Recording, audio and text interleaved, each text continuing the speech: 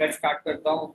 Hello everyone, मैं sir doctor Dipesh मेघवानी और मैं डेविजा के साथ जुड़ा हुआ हूँ और आप लोगों के साथ रोज बात होती है मेरी 2:30 से 5:30। अभी तक का सफर काफी अच्छा है और काफी हम लोगों ने मिलके बहुत सारे जो डिसीजेज है उन पे नए नए कॉम्बिनेशन बनाकर काम किया है और बहुत बार ऐसा हुआ है कि हम लोगों ने ऐसे बोलना चाहिए ऐसी बीमारियों पर भी हम लोगों ने अच्छे रिजल्ट दिए जहाँ पर उम्मीद नहीं थी किसी के भी। जैसे अभी एक हमारे पेशेंट थे जिनका ऑक्सीजन लेवल ऑलमोस्ट 75-76 तक पहुंच गया था, वेंटिलेटर पे थे वो।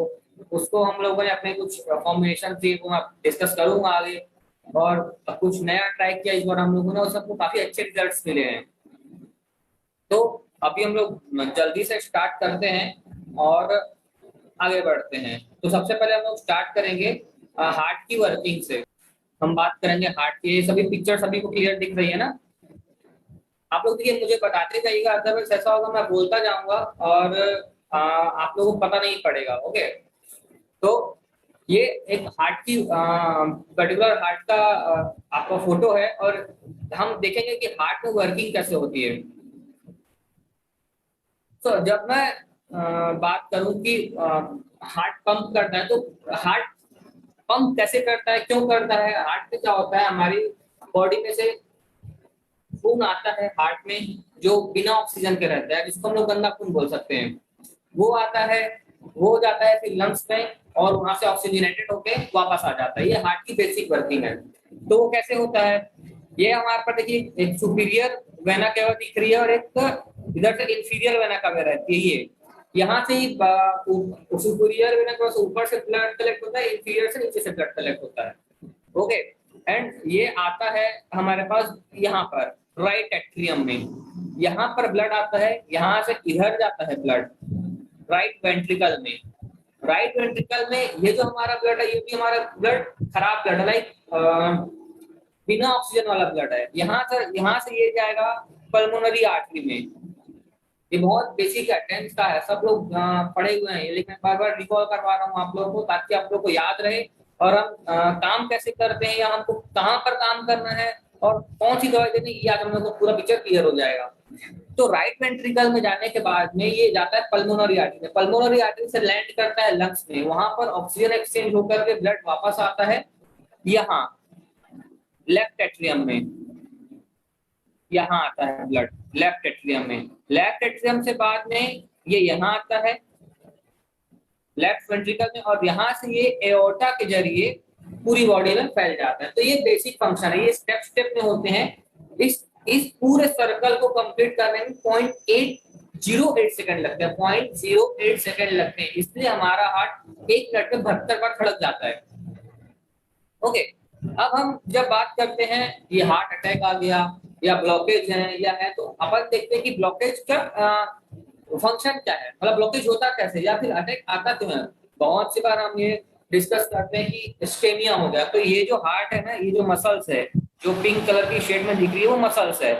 तो इन लोगों को प्रॉपर जब सप्लाई नहीं मिलता है या ऐसा कुछ हो जाता है कि इनकी ब्लड सप्लाई में ही दिक्कत आ जाती है, तो ये जो मसल्स है वो डेड होने लगती है। इस कारण से हार्ट अटैक आता है। या क्या होता है, इसकी जो अंदर में जो सब ब्लड सप्लाई है, जैसे कि लेट अस सपोज मैम इनके अंदर में एक ये है आपकी नर्स, इसके बीच में जब ना ये कोलेस्ट्रॉल जम जाता है, ऐसा ये कोलेस्ट्रॉल जम गया ऐसा दोनों साइड पे, तब क्या होगा, आपका जो ये एरिया है ना जो मैं ब्लू से डिनोट कर रहा हूँ, ये एरिया हो जाता है छोटा, जिसको हम लोग यहाँ पे ऐसे बताता था मैं कि कोलेस्ट्रॉल जम गया और नैरो हो गया। ये नैरोई, इस नैरोइंग की वजह से क्या होता है, आपका ब्लड फ्लो प्रॉपर हो नहीं पाता है और वो धड़कन बढ़ाना, बेचैन करना, इन चीजों को जन्म देता है और तकलीफ जाती है ना, ये चीजें तकलीफ देती है। यहाँ पर ही जब ये और ब्लॉक होने लगता है तो पूरा उस नस को ब्लॉक कर देता है और अटैक पैदा करता है या बहुत ज्यादा पेनफुल कंडीशन पैदा करेगा।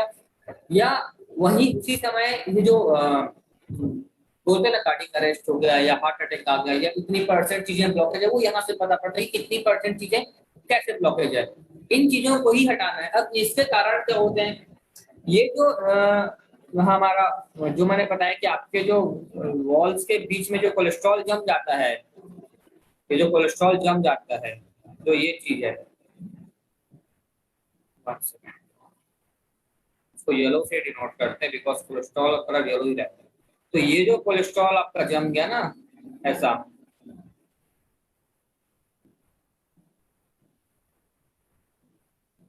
ये कोलेस्ट्रॉल बनता है हमारी इल हैबिट से, जो लाइफस्टाइल डिजीज या लाइफस्टाइल डिसऑर्डर जिसको बोलते हैं हम लोग दिन भर बैठे रहेंगे, ऐसे ही आरामदायक कुर्सी में बैठे रहते हैं, ऐसे झुककर बैठते हैं, सो जाते हैं, खाना खाकर सो जाते हैं, तेल फूल खाते हैं, बहुत ज्यादा स्पाइसी खाते हैं, बहुत ज्यादा चीज मटेरियल खाते हैं। इन चीजों की वजह से क्या होता है, वो प्रॉपर डाइजेस्ट नहीं हो करके हमारी ये जो ल्यूमेन्स है यहाँ पर जमा होने लगता है। जैसे ही यहाँ पर जमा हो जाता है तो उस ये जो हमारा पाथ है, ये जो ब्लड का जो फ्लो रहता है, इसको रेड से डिनोट करेंगे हम, ये जो ब्लड का फ्लो रहता है ये हो जाता है छोटा। ये छोटा होने की वजह से ही हार्ट की मसल्स को या बाकी जगहों पे प्रॉपर ब्लड नहीं पहुंच पाता है, वो हार्ट का कारण होता है। ये एक बेसिक फिजियोलॉजी जो अभी आजकल बहुत ज्यादा डेवलप्ड है। इसी वजह से मैक्सिमम हार्ट अटैक आते हैं, सबसे ज्यादा हार्ट अटैक इसी वजह से आते हैं। कई बार क्या होता है, एक ये भी कारण होता है कि कई बार ये होता है कि हम अचानक से कोई ऐसी ऐसी खबर सुन लेते हैं जिससे ना हार्ट अचानक से रुक जाता है और अटैक आ जाता है। वो होता है हमारे ब्रेन के कारण। ब्रेन से एक नर्व आती है, 10th cranial nerve, vagus nerve, वो अचानक से स्टिमुलेट हो जाती है, झटका पड़ता है और हार्ट टूट जाता है। एक ये झटके के कारण हो गया। एक मैंने बताया आपको जो बोलना चाहिए, आपके जो नसों का जो ब्लॉकेज है उसकी वजह से आता है। बहुत बार ऐसा होता है कि ये जो एरिया है हमारा,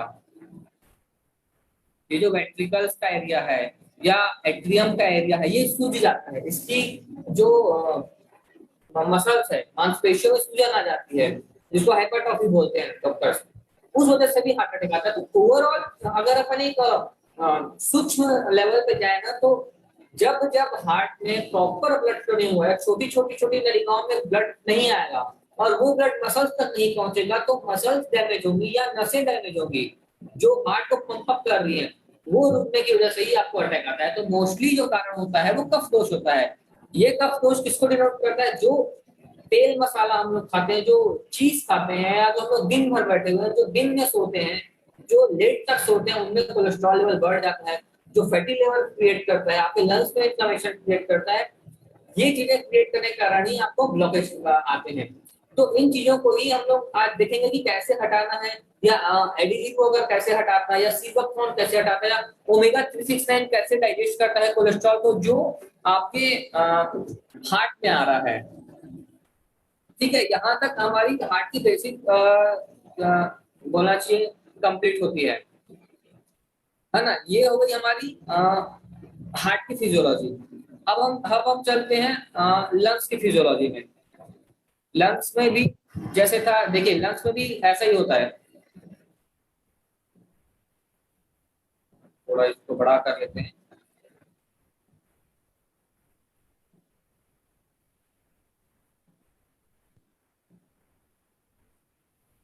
लंग्स में क्या होता है, आपने यहाँ से सांस ली, ये हमारे विंड पाइप के थ्रू, ये हो गया ट्रैकिया के थ्रू, दोनों लंग्स में बराबर फैल जाती है।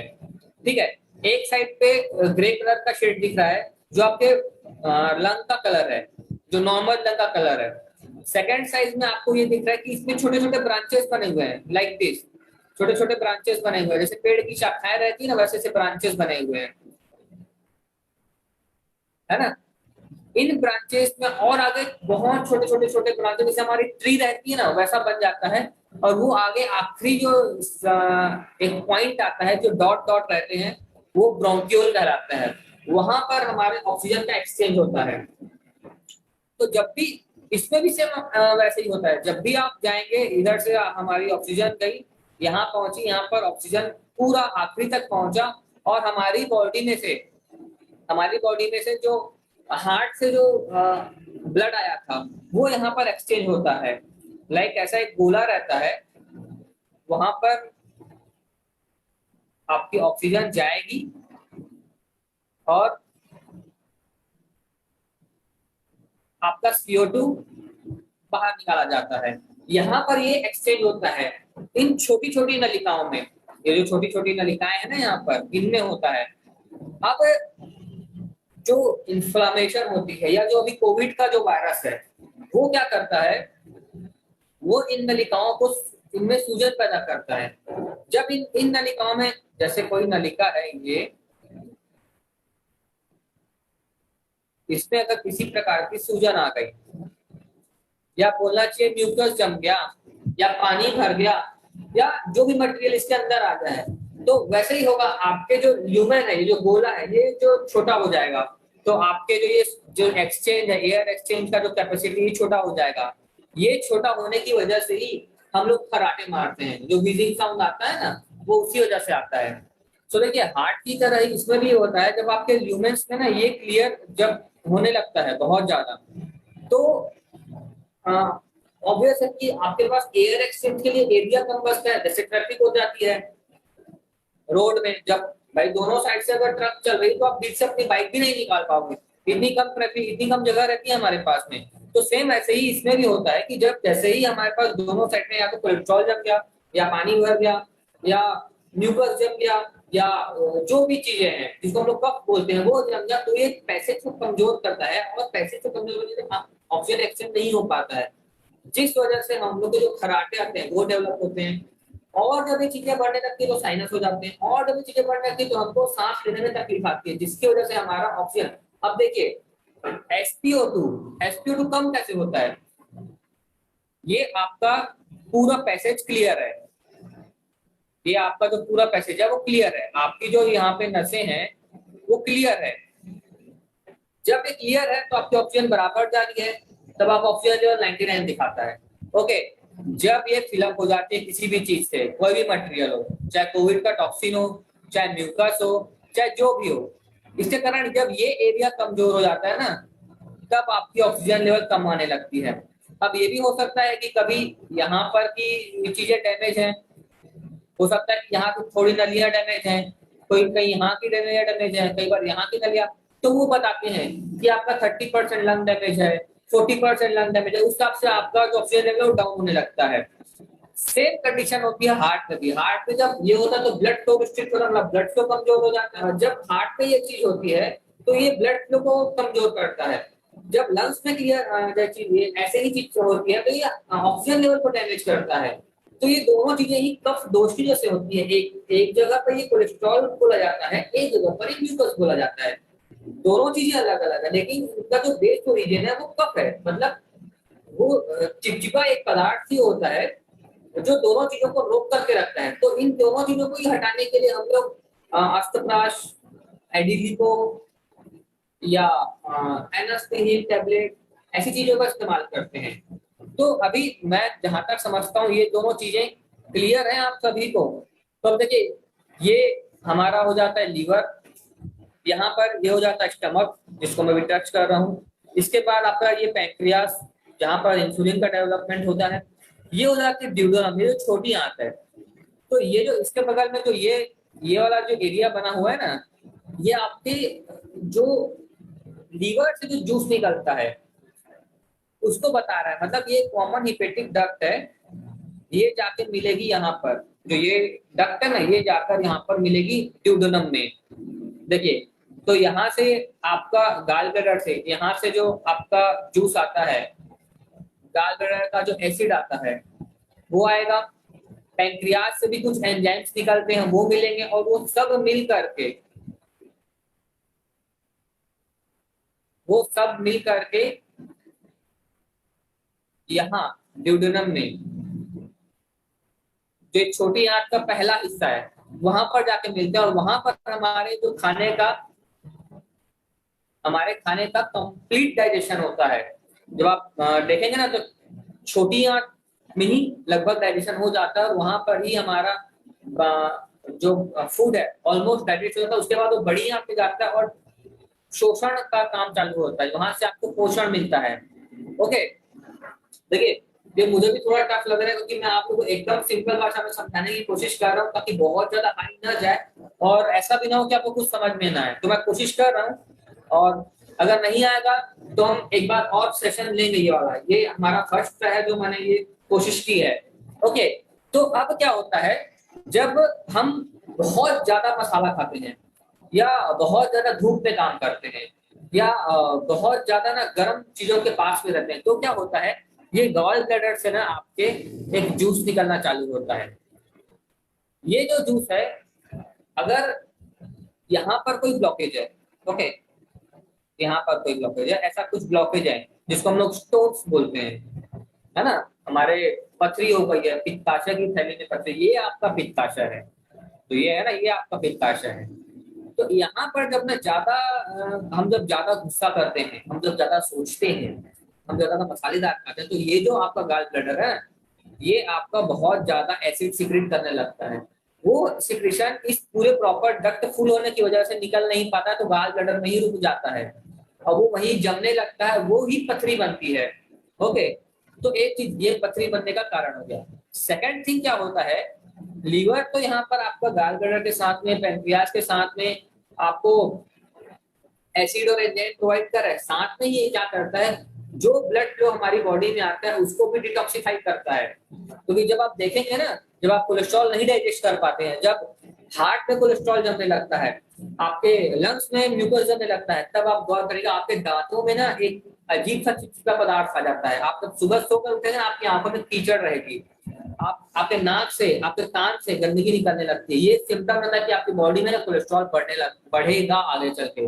आयुर्वेद ये बोलता है कि ये जो मल रहते हैं आंख के, कान के, नाक के या दांत के, ये ख मल बोलते हैं, इसको मांस धातु का मल बोला जाता है। जो आप ये आने लगा कंटिन्यू, तो आप समझ जाना कि आप फैटी लीवर में आ गया। तो ये फैट ना यहाँ जमा होने लगता है ऊपर, लीवर के ऊपर में, ऐसा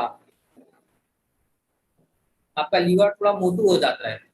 और इसी चीज को हम लोग फैटी लीवर ग्रेड 1 ग्रेड 2, वो जितना उसके ऊपर एक मोटी लेयर आती जाएगी ना, उतना ग्रेड रहता जाता है। इसी चीज को कम करना, और ये जितनी ऊपर, जैसे भाई आपके सर में मैंने अगर कोई बोझ रखा है तो आप अपना प्रॉपर काम नहीं कर पाएंगे, वैसे ही लीवर के साथ भी होता है।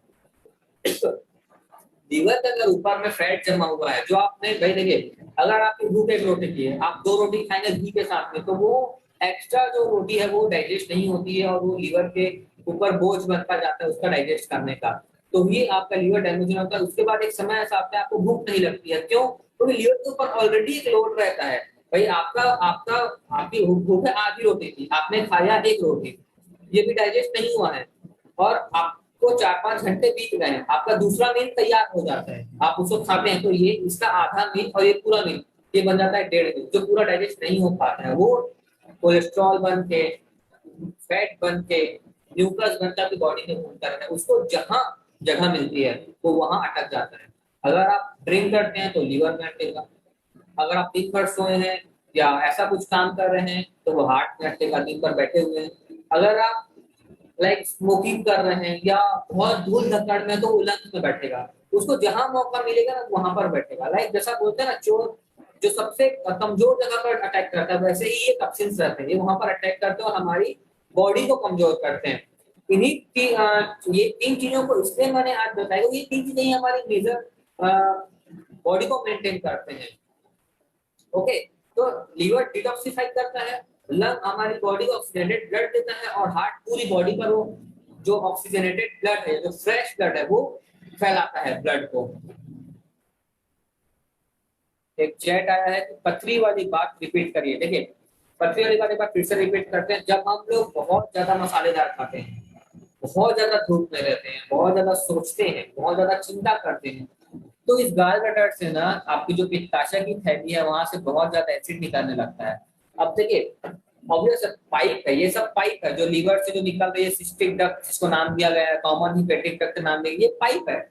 इस पाइप में एक एक समान मात्रा का ही, भाई एक लेवल तक ही आप इसको भर पाएंगे ना। एक्स्ट्रा चीजें जो रहेंगी वो गाल गटर में ही एज इट इज पड़ी रहेंगी, वो भी ड्राई होकर के पथरी बन जाती है। फिर वही चीजें कई बार आगे निकल जाती हैं, फिर वो घूमने लगती हैं, वो अटकती हैं तो बहुत ज्यादा दर्द देता है, गॉल ब्लैडर में निकलती हैं तो वो दर्द देता है। तो उसके लिए हम लोग क्या करते हैं, गॉल ब्लैडर को निकलवा देते हैं, हटा देते हैं। तो उसकी वजह से क्या होता है, आप कभी भी अपना फैट का डाइजेशन नहीं कर पाएंगे। आप तेल, घी, मक्खन ये सब खाएंगे, कभी डाइजेस्ट नहीं होगा।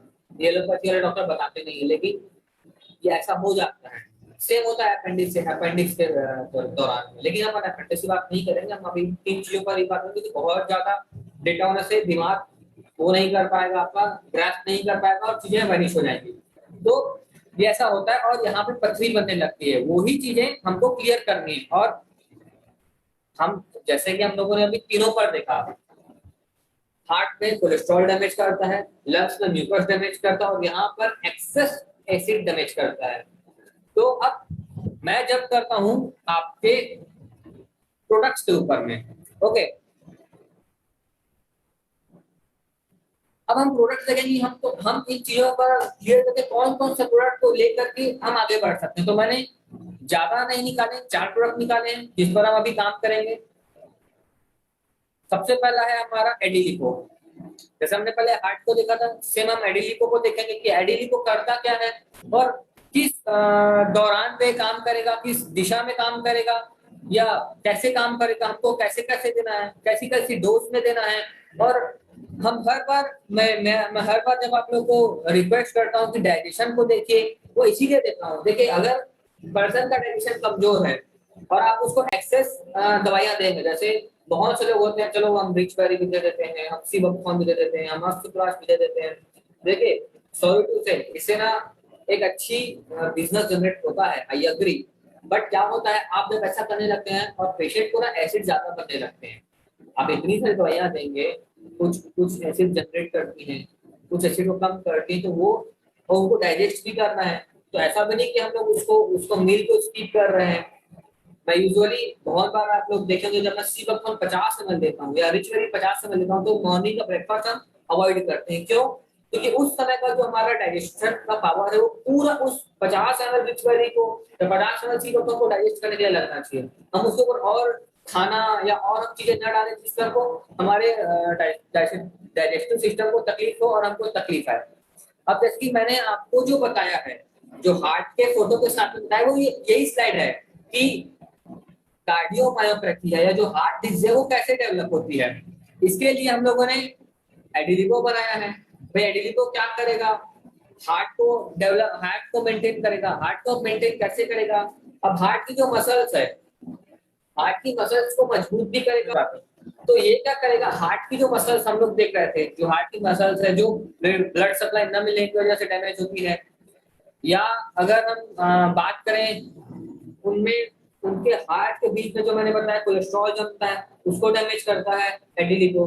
हार्ट की मसल्स को मजबूत करता है, हमारे ब्रेन फंक्शन पे जाकर के ऐसे स्टिमुलेशन नहीं देता जिससे हमारा हार्ट कमजोर हो। तो ये चीजों को मेंटेन करता है। अब यहाँ पर हम देखें कि जो चीजें मिली हुई है, जैसे पुष्कर फूल है, अर्जुन है, लहसुन है, इलायची है, दारू हल्दी, गुलाब है, दालचीनी है, अलसी है, गुग्गुल है और शलकी है। तो ये चीजें एक साथ समाप्त करके क्या करती हैं, जैसे अर्जुन है, ये बॉडी आपके ब्लड में से एसिडिटी को कम करता है। तो ये चीज हमारे लीवर पे ज्यादा डैमेज नहीं करती है। ज्यादा एसिडिटी नहीं होने की वजह से लीवर का काम फास्ट हो जाता है, वो जल्दी डिटॉक्सिफाई करता है ब्लड को, डिटॉक्सिफाई करता है ब्लड को, तो हमारे हार्ट के ऊपर एक्सेस प्रेशर नहीं आता है। सेकंड थिंग है लहसुन है, अलसी है, दालचीनी है, गुग्गुल है, शलकी है। ये क्या है, जो हमारा इनडाइजेस्टेड कोलेस्ट्रॉल है, जो हमने जो हमारी लाइफस्टाइल थी वो हमने कर लिया, उसके बाद में जो कोलेस्ट्रॉल डेवलप हो गया है, जो कोलेस्ट्रॉल बन गया, उसको डायरेक्टली हिट करके खत्म कर देता है। बाकी चीजें जो है, जैसे इलायची है, लहसुन, पुष्कर है, लहसुन है, गुलाब है, ये हमारे डाइजेशन को बूस्टअप करते हैं, ताकि अगर हम कुछ इधर उधर का खा भी रहे हैं, once in a while party कर ली हमने, तो उसको डाइजेस्ट कर जाए। इसलिए हमको एडिशनल कुछ खाने की जरूरत ना पड़े, या हमको अजवाइन न लेना पड़े, हमारा पेट ना खराब हो। इन चीजों को चारों साइड से मेंटेन करता है एडिलिको। तो देखिए, एक साइड से हमारे मसल्स मजबूत हो गए, एक साइड से हमारा नर्वाइन सिस्टम मजबूत हो गया, एक साइड से हमारे कोलेस्ट्रॉल को डैमेज किया उसने, एक साइड से एंटीऑक्सीडेंट प्रॉपर्टीज होती है। तो चारों साइड से जब हम प्रोटेक्टेड रहते हैं ना, तो ये चीज काम करती है, तो हमारा हार्ट मजबूत रहता है। अभी बहुत से लोग पूछते हैं कि भाई हमारा बीपी बढ़ रहा है तो हम एडिलिको दे सकते हैं क्या? तो फर्स्ट ऑफ ऑल आप ये देखिए तो सही कि बीपी बढ़ क्यों रहा है। आप जब थोड़ा सा डीपली जो जानते हैं, जो एलोपैथी को जानते हैं, थोड़ा सा उनका टेक्स्ट पढ़ते हैं, उन्होंने क्लियर बोला है कि बीपी कोई बीमारी नहीं है। भाई बीपी तो आपने बीपी की मशीन लगाई, आपका प्रेशर पता है उसके कि एग्जैक्ट पर, जैसे अभी 8:30 बजे 21 तारीख को 21 मई को 8:30 बजे आपने आपका जो ब्लड प्रेशर नापा गया वो 130/80 था, जो नॉर्मल है। आपने कल सुबह नापा वो 140/90 आ गया, जो अब नॉर्मल है। तो ये तो एक कंडीशन है, तो एक सिम्टम है। लेकिन हम लोग क्या करते हैं, उस बीपी को दबाने के लिए दवाई ले लेते हैं। लेकिन हमको ये देखना है कि अगर हमारे हार्ट में ब्लॉकेज है तो फर्स्ट रूल आउट की, अगर ब्लॉकेज है तो उसकी रूटीन, अगर वो जो तेल खा रहा है, जो घी खा रहा है, जो डीप फ्राई खा रहा है और दिन भर बैठा है, उसके एवज में एक्सरसाइज नहीं कर रहा है, तो कोलेस्ट्रॉल बनेगा। कोलेस्ट्रॉल बनेगा तो नलियों को कमजोर करेगा या नलियों को वो कम जगह देगा ब्लड फ्लो फैलने के लिए। अगर ऐसी चीजें हैं और ब्लड प्रेशर है और आप ब्लड प्रेशर की दवाई खा रहे हैं तो आप अपने आप को बेवकूफ बना रहे हैं। आपको क्या चाहिए कि आप एडिलिको जैसी दवाई खाएं, आप एक्सरसाइज करें, अपनी डाइट करें, ताकि जो आपका कोलेस्ट्रॉल लेवल है वो कमजोर हो, वहां से वो हटे और आपकी नलियां क्लियर हो। भाई अगर आपके पाइप में कचरा जम गया है तो आप पानी ज्यादा बहाने की कोशिश करेंगे, उस कचरे को निकालने की कोशिश करेंगे ताकि आपको पानी को बहाव अच्छा मिले। सीधी सी बात है ना, कचरा निकालेंगे। तो वो एडिली को भी यही करता है, आपकी नलियों में से कचरा निकालता है, आपके पाइप को मजबूत करता है, आपके पाइप को जो चीजें मजबूत करती है उन चीजों को ताकत देता है, और कचरा बने ही ना ऐसी चीजों को प्रोवाइड करता है। इसलिए एडिली को हम बोलते हैं कि रिजल्ट काफी अच्छा आता है। अब इन चीजों को मेंटेन कैसे करता है, क्योंकि इसमें ओमेगा 3 है, 369 है, और आपके जैसे मसल्स को मजबूत कर रहा है। मैंने ये चीजें आपको ऑलरेडी बता चुकी है। तो एडिली को अब हम बात करते हैं कि एडिली को बहुत जगह काम करता है, तो कैसे काम करता है, क्यों काम करता है, ये चीजें हम अलग अलग देखते हैं। अब कहाँ कहाँ काम करेगा हम ये देखते हैं। अब जैसे कि कोलेस्ट्रॉल पे तो काम कर ही रहा है। सेकंड थिंग, साइनस हो जाते हैं, लोग ज्यादा खराटे रहते हैं, सिस्ट बनते हैं, कैंसरस सेल बनती है, लाइपोमा बनते हैं, खुशियां हो जाती है शरीर में उसको भी। क्योंकि ये सब चीजें अगर हम थोड़ा सा एवरेज देखने लगे तो सब कफ दोष के कारण होता है। कफ दोष का बेस रहता है पानी। भाई अगर कोलेस्ट्रॉल देखें चिपचिपा है, कफ देखें नाक से जो निकलता है या गले से निकलता है चिपचिपा है, सिस्ट में जो पानी भरा होता है चिपचिपा है। जो भी चिपचिपी पदार्थ है वो कफ की ही है। भाई कफ के अलग अलग प्रकार हैं, जैसे कि मैं अभी आप लोगों के लिए डॉक्टर दीपेश हूँ। मैं अपने क्लिनिक में अपने पेशेंट के लिए डॉक्टर हूँ, मैं अपने पापा के लिए उनका बेटा हूँ, अपने भाई के लिए उसका भाई हूँ, अपनी वाइफ के लिए उसका हस्बैंड। तो मेरे तो बहुत सारे काम है ना। लेकिन ऐसा तो नहीं बोले कि मैं अलग अलग आदमी, मैं तो हूँ तो एक ही। वैसे ही कफ दोष होता है, कफ दोष होता है क्या, उसके प्रकार अलग अलग है और वही अलग अलग दिशा में अलग अलग काम करते हैं। तो हमको अलग अलग दिशा के लिए अलग अलग काम नहीं करना है, हमको डायरेक्ट कफ दोष पे जड़ पे काम करना है, इसलिए हम एडिली को देते हैं। एडिली को अलग अलग जगह पे अलग अलग रोल प्ले करता है। भाई अगर हार्ट की प्रॉब्लम है तो हार्ट पे काम करेगा, लंग में भी काम करेगा, फैटी लीवर को भी डैमेज करेगा, यूट्राइन सिस्ट है, पीसीओडी है वहां पर काम करेगा, लाइपोमा है वहां पर काम करेगा, कैंसरस सेल को डैमेज करेगा। तो अलग अलग जगह पे कॉम्बिनेशन में काम करता है। तो जब भी ऐसी कंडीशन बनती है तो आप घबराने नहीं है, आप रिपोर्ट्स लें पेशेंट से और बिल्कुल जैसा डिस्कस करें, हम एक अच्छा कॉम्बिनेशन बना करके इलाज करेंगे। सेकंड थिंग क्या होती है, हाइपर सेंसिटिविटी। अब हाइपर सेंसिटिविटी आती कैसे है, 1000 में एक आदमी चल रहा है जिसका डायरेक्शन बहुत कमजोर होता है, उसको भूख भी नहीं लग रही होती है ऑलरेडी। हम क्या करते हैं, एडिली को देते 2 टैबलेट 3 टैबलेट, वो बंदा डाइजेस्ट नहीं कर पाता और एसिडिटी हो जाती है, बहुत ज्यादा एसिड बनता है जो चकत्ते पैदा करता है, वो दिक्कत आती है। सेकंड थिंग होता है ब्रेस्ट फीडिंग प्रेगनेंसी। बहुत लोग अब ये प्रिकॉशन क्यों लिखा जाता है, क्योंकि बहुत बार लोग ऐसी दवाइयों का सेवन कर रहे होते हैं, जैसे अभी प्रेगनेंसी में बहुत मुश्किल से प्रेगनेंसी टिकती है लोगों की, तो ऐसी चीजों का सेवन करते हैं तो प्रेगनेंसी टिकी रहे। उसके साथ में एडिली को अगर हमने दिया तो वो क्रॉस हो जाता है, तो उनकी दवाइयों का असर खत्म होता है, वो कमजोर दवाइयां रहती है एलोपैथी की, उनका असर खत्म होता है, बॉडी डैमेज होती है। ब्रेस्ट फीडिंग में भी ऐसा ही होता है। हम देखेंगे सीबकथॉर्न जूस को, सीबकथॉर्न जूस को स्पेशली लेने का कारण क्या, क्योंकि इसमें भी हमारे पास 369 ओमेगा है।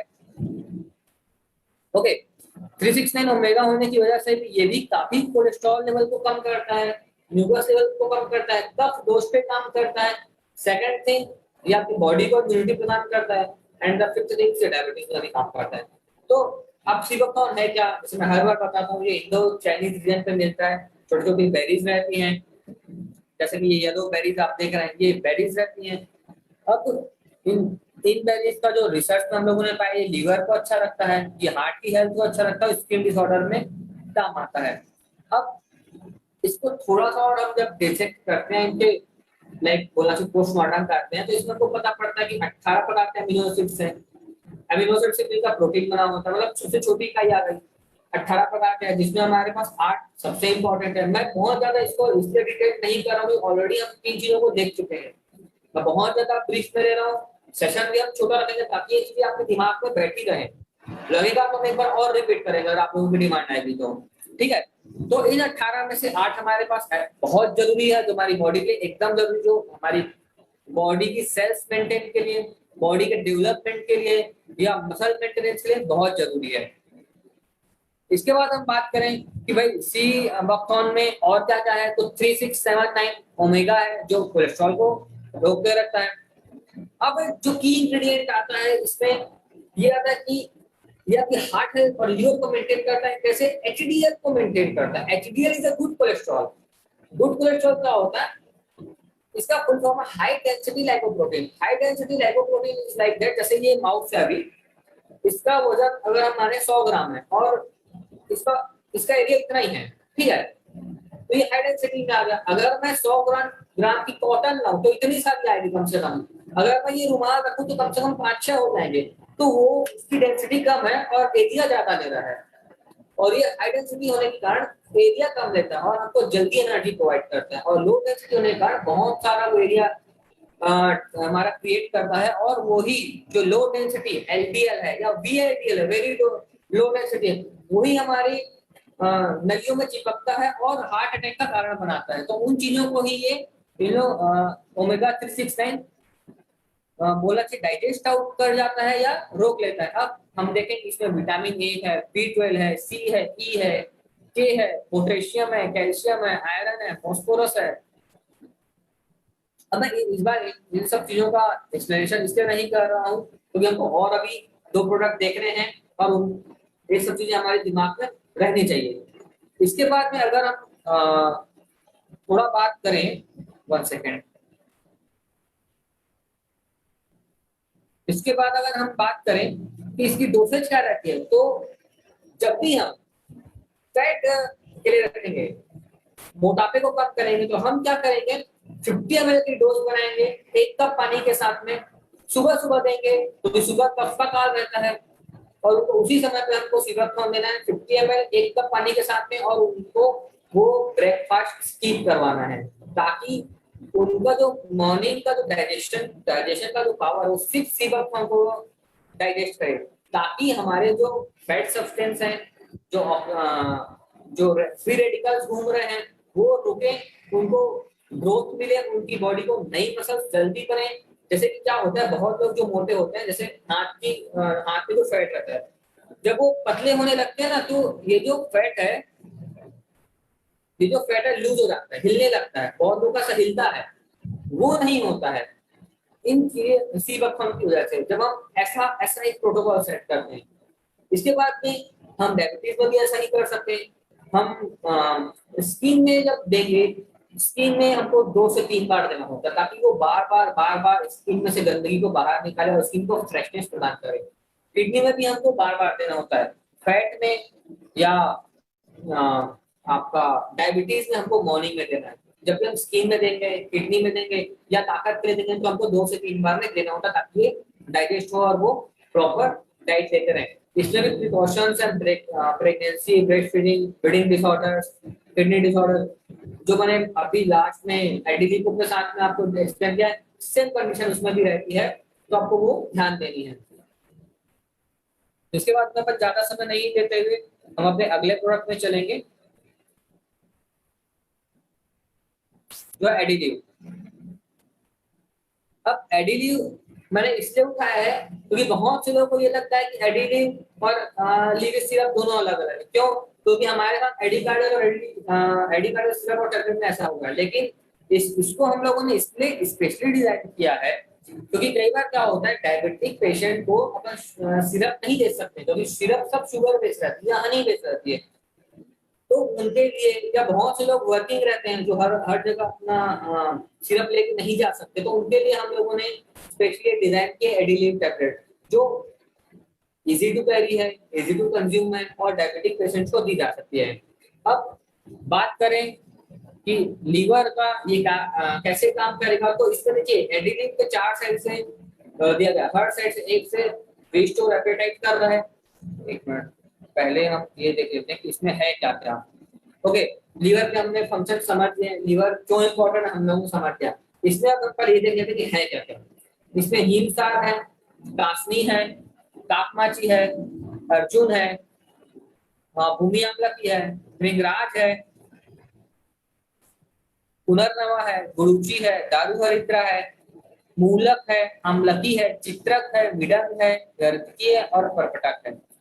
अब देखिए, अगर हम बात करें एडिलिव की, तो जैसे इसमें चित्रक है तो ये आपकी भूख बढ़ाएगा। और जैसे एक चीज ना, थोड़ा पीछे रुकता हूँ, एक चीज मैं अभी कुछ दिन से सोच रहा था, तो अभी डायबिटीज से काफी कॉल आते हैं, लोग बोलते हैं कि भाई शुगर बढ़ गई, शुगर बढ़ गई, शुगर बढ़ गई है। लोगों से पूछो शुगर बढ़ी क्यों, तो वो बताते हैं कि शुगर आपकी बॉडी में जो एक्सेस शुगर बन रही है, जो आप एक्स्ट्रा शुगर खा रहे हो, डाइजेस्ट नहीं हो रहा है। ओके, तो हम लोग क्या करते हैं, हम लोग ये करते हैं कि हम उस एक्स्ट्रा शुगर को डाइजेस्ट करने के लिए हम एलोपैथी की मेडिसिन लेते हैं। हम ये नहीं सोचते कभी भी अगर हमारा डाइजेशन पावर इंप्रूव हो गया, तो अगर हमारा डाइजेस्टिव पावर इंप्रूव होगा तो हमको शुगर को डाइजेस्ट करने की जरूरत नहीं पड़ेगी। इसके लिए क्या करना होता है, इधर आपको कुछ दवाई लेनी होती है या आप एक्सरसाइज करेंगे, तो ही आपका डाइजेस्ट वो ग्लूकोज बर्न अप होगा, है ना। तो इसमें जो जैसे चित्रक है, चित्रक जैसी जो चीजें हम आपके डाइजेशन को इंप्रूव करती हैं। बहुत से लोग शिकायत करते हैं वजन नहीं बढ़ रहा है, बहुत सी महिलाएं शिकायत करते हैं कि मेंसेस कम जा रहे हैं या रेगुलर नहीं जा रहे हैं। अरे भाई, आपका डाइजेशन और अच्छा है नहीं, आप लोग जो भी खा रहे हैं वो डाइजेस्ट नहीं हो रहा है, डाइजेस्ट नहीं हो रहा है तो प्रॉपर पोषण नहीं मिलेगा, प्रॉपर पोषण नहीं मिलेगा तो आपकी हेल्थ नहीं बनेगी, प्रॉपर हेल्थ नहीं रहेगी, प्रॉपर ब्लड नहीं रहेगा तो मेंसेस ही नहीं आएगा आपको। बहुत सीधा सा कॉन्सेप्ट है ना। तो उसके लिए हार्मोनल पिल्स लेने की या डायरेक्ट मेंसेस लाने की या डायरेक्ट ब्लड बनाने की दवाई लेने से अच्छा है कि आप पहले अपना डाइजेशन सुधार लें। आपका डाइजेशन अगर अच्छा रहेगा तो आप जो मर्जी चाहे डाइजेस्ट कर सकते हैं। अब आप HB+ ले रहे हैं या रिच बेरी ले रहे हैं, आप वो भी डाइजेस्ट नहीं कर पा रहे हैं, तो न्यूट्रिशन कैसे मिलेगा? न्यूट्रिशन ही नहीं मिलेगा तो उसका काम नहीं होगा। और आपका पेशेंट शिकायत कर रहे हैं कि भाई हमको तो असर ही नहीं आ रहा है, हम 6 महीने से दवाई ले रहे हैं। तो यहाँ पर इन चीजों को एडप्ट करने के लिए, इन चीजों को डाइजेस्टिव स्टिमुलेंट देने के लिए हम एडिलिव का इस्तेमाल करेंगे, तो इसमें चित्रक है। अब ये चीजें जो है भाई, आप जो खा रहे हैं उसको तो डाइजेस्ट कर ही जाता है, इसके अलावा आपने जो खाया था पहले उसके कारण जो टॉक्सिन्स बने हैं उसको भी डाइजेस्ट करता है। इसके बाद जो लीवर, तो लीवर हमारी बॉडी के जो टॉक्सिन्स को क्लियर करता है उसको डाइजेस्ट करता है, बैक्टीरिया को किल करता है और चीजों को भी जल्दी जल्दी स्टेटस करने लगता है। जैसे मैं अगले में, हाँ, ये जो इमेज है इसमें आप देखेंगे तो एक साइड से आपकी एपेटाइट मतलब भूख को मेंटेन कर रहा है, थोड़ा साइड में देखेंगे तो आपके अल्कोहल के कारण जो लीवर में डैमेज है उसको मेंटेन कर रहा है। साइड से देखें तो फैटी लीवर को मेंटेन कर रहा है, फैट को या कोलेस्ट्रॉल या म्यूकस या कफ दोष उसको डाइजेस्ट कर रहा है। और आगे जाएंगे तो जो ऑक्सीडेंट है या जो टॉक्सिन्स है उसको डिस्ट्रॉय कर रहा है। तो ऐसे करके ये चारों साइड से आपको मेंटेन करके रखता है।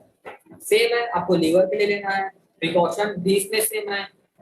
इसकी अगर मैं जनरल डोसेज की बात करूं तो 2 टैबलेट दिन में 2 बार खाने से पहले लेना है। लीवर इशू है 2 टैबलेट दिन में 3 बार ले सकते हैं। अदरवाइज कोई ऐसी कंडीशन बनती है तो हम उसमें डिस्कस करके हम एक इनके लिए डोसेज क्रिएट कर सकते हैं। तो यहाँ पर हमारे लीवर का भी काम खत्म होता है। अब हमारा जो लास्ट प्रोडक्ट है वो सबसे इंपॉर्टेंट प्रोडक्ट में आता है, ये अस्त्रपाश।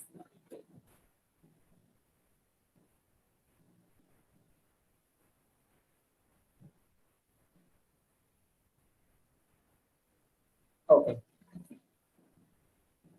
अब हम देखते हैं अस्त्रपाश। जैसे कि मैंने बताया था मॉडर्न डे की जो हमारी लाइफस्टाइल है, जैसे धुआं है, अब हमारा लाइफस्टाइल अच्छा है नहीं, हम कभी भी सो रहे हैं, कभी भी उठ रहे हैं, कभी भी खा रहे हैं, कुछ भी खा रहे हैं। उसके बाद लाइफस्टाइल ऐसा कि ऐसी कंडीशन सबको देखनी पड़ी जो अभी डेली का सीन दिख रहा है, या कोई आपका कलीग स्मोकिंग करे, आप स्मोकिंग कर रहे हैं, सीमेंट फैक्ट्री में काम कर रहे हैं, जो भी कंडीशन है, जो भी वातावरण है, उसमें लंग डैमेज होते हैं और वहां पर म्यूकस बनता है, कफ दोष करने लगता है। वो क्या करता है, जैसे कि मैंने बताया आपको कि आपकी जो नलियां हैं उसमें इंफ्लामेशन, सूजन पैदा करेगा, या पानी भर जाना, या कफ दोष का भर जाना, जो आपके ऑक्सीजन को सप्लाई को डैमेज करता है।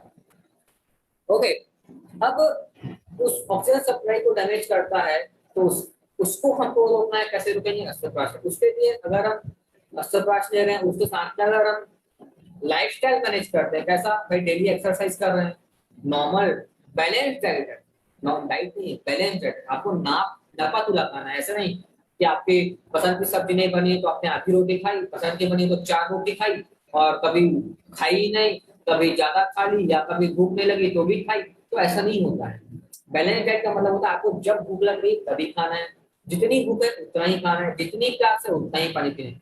पॉजिटिविटी इसलिए है क्योंकि जैसे कि मैंने बताया कि 10th क्रेनियल नर्व जो निकलती है वो यहाँ से निकल कर हार्ट को, लंग को, पेट को, आप देखिएगा गुस्सा आता है ना तो हमारा स्टमक छोटा सिकुड़ जाता है, मैं नहीं खाऊंगा खाना, हम फेंक देते हैं। ऐसा क्यों आता है? क्योंकि हमारा स्टमक छोटा हो जाता है, वो भूख नहीं लगती है। बहुत ज्यादा दुखी रहते हैं लोग, भूख नहीं लगती, क्यों? क्योंकि वो जो 10th क्रेनियल, जो 10th वेगस नर्व है वो स्टिमुलेट करता है चीजों को, इसलिए आपको पॉजिटिविटी रहना जरूरी है। अभी कोविड के सिनेरियो में बहुत लोगों को जब पता पड़ता है कोविड हो गया है, उनको स्ट्रेस रिलेटेड हाइपरवेंटिलेशन, मतलब उनको अचानक से घबराहट होने लगती है और ऑक्सीजन लेवल सट से डाउन हो जाता है और वो वेंटिलेटर की ओर चले जाते हैं। इससे एडिक्वेट रेस्ट इसलिए है क्योंकि बहुत से लोग ना रात भर काम करते हैं, दिन में सोते नहीं है, दिन में नींद नहीं आती है, प्रॉपर नींद नहीं हो पाती है, एसिड का बनना ज्यादा हो जाता है और तकलीफ बढ़ने लगती है। इन सब चीजों के लिए हम लोगों ने अस्त्रप्राश को स्पेशली डिजाइन किया हुआ है। अब सबसे पहले मैं देखता हूँ, ये नहीं देखकर अस्त्रप्राश के इंग्रेडिएंट देखते हैं। वासा उले, सूत शेखर, अजवाइन, हनी, सौंठ, कंटकारी, काली मिर्च, लौंग, कलौंजी, मुलेठी, प्रवाल, वासा, फिर से नौसादर और धतूरा। ये करता क्या है? ये क्या करेंगे, ये आपके, जैसे कि मैं आपको दिखाता हूँ, आप लोग देख रहे हैं ये आपके लंग का पिंक कलर का लंग दिख रहा है, उसमें एक साइड में आपका नॉर्मल ब्रोंकियल ट्यूब है और एक में पीले पीले कलर का म्यूकस है। इस चीज को ही हमको हटाना है। जैसे कि मैंने बताया था ना कि आपके लंग्स में वो जम जाता है म्यूकस, यही कफ दोष है। इस चीज को ही 3 साइड से अस्त्रप्राश मेंटेन करता है। एक, आपकी इम्यूनिटी को इतना हाई बनाता है कि म्यूकस बनेगी नहीं। सेकंड, अगर बन गया है तो तुरंत हटाता है। थर्ड, इसको दोनों साइड से रोक के रखता है, बनने भी नहीं देगा, ये भी नहीं करेगा, और अगर ये डेवलप होते जा रहा है तो लगातार किल करते जाता है। और इसके बाद में जब ये बाहर निकल जाता है तो हमारी जो मसल्स है इनको मजबूती प्रदान करता है ताकि हमको फर्दर आगे कोई तकलीफ ना है। ऐसा नहीं कि आज आपका जो इसमें म्यूकस था वो निकल गया है और उसके बाद कल आपको फिर से वो म्यूकस डेवलप हो गया, आपकी लंग्स की मसल्स इतनी कमजोर हो गई है कि आपको वो बार बार ही बनता जा रहा है। ऐसा नहीं है, आपको तीनों साइड से प्रोटेक्शन में रखता है अस्त्रप्राश। अब इससे की बेनिफिट देखें तो लंग को क्लियर करता है, इम्यूनिटी को क्लियर करता है, अस्थमा के अटैक को रोकता है, आपके रेस्पिरेटरी परफॉर्मेंस को अच्छा करता है, ऑक्सीजन लेवल का इनटेक को बढ़ाता है। देखिए हम लोग आज भी नॉर्मल नॉर्मल हवा लेते हैं और उसको ऑक्सीजन में कन्वर्ट करते हैं, मतलब हम लोग भी एक कॉन्सेंट्रेटर है। ओके, उस चीज को आप हवा तो ले रहे हैं लेकिन ऑक्सीजन को ग्रेस्प करना है, उस चीज को अस्त्रप्राश बढ़ाता है। आपके जो एक्स्ट्रा म्यूकस बन रहा है उसको हटाता है। इसकी डोसेज 1 चम्मच है रात को सोते समय।